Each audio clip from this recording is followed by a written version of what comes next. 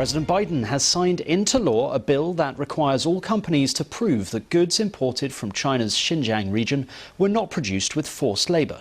Washington says genocide is being committed against the Uyghur Muslim minority there, an assertion China denies. US firms doing business in Xinjiang include Coca-Cola, Nike and Apple have criticised the legislation.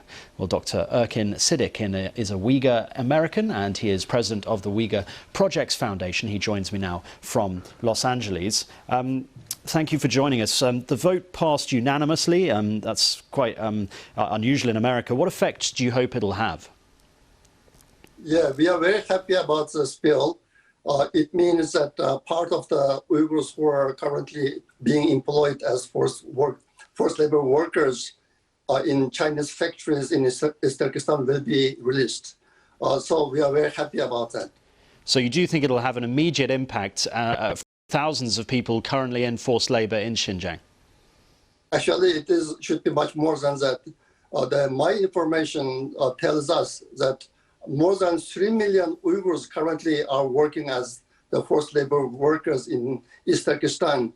Uyghur Projects Foundation, recently we made a list on the companies that are using Uyghurs as forced labor workers in East Turkestan. The list contains 14,000 factories with the detailed information in Chinese and English. It is available in our website, uyghurinfo.org. That means if each company employs 100 Uyghurs as slave laborers, 1.4 million Uyghurs are currently working in Chinese factories. Actual number is much more than this. And the people who are working there having a life like in a hell. The reason is the father, mother, and the children, they all separated from each other. And the mothers can only go home once a week to see their kids. So this is a horrible situation. Now this bill may force some of those companies to close down. If that happens, some Uyghur people will be free. So that's a big victory for us. Obviously, very positive news for you. Do you think this legislation goes far enough, and what more can be done? Not yet. The reason is, according to the information I got, 2.1 million Uyghurs were transferred from East Turkestan to other part of China since 2014. Part of them working as forced labor workers in other part of China.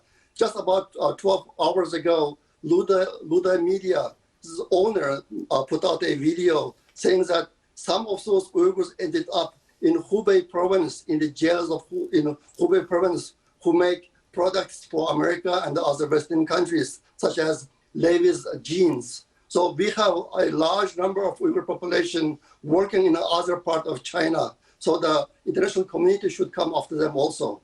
China knew this was happening, obviously, because the news had been around for a couple of weeks now. How will they react, do you think?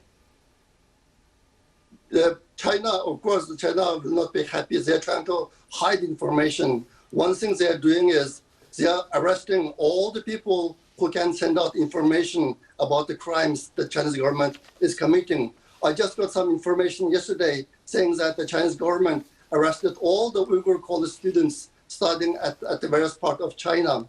This is part of the preparation that Chinese government is doing because during the Winter Olympic, some foreigners may meet with the Uyghur students and tell the truth. So the Chinese government is very afraid of that, and they already started arresting the Uyghur students. So they will take all the evil measure about this. Dr. Erkin Sidick, live there in Los Angeles, thank you very much indeed for bringing us up to date on that story. Thank you for having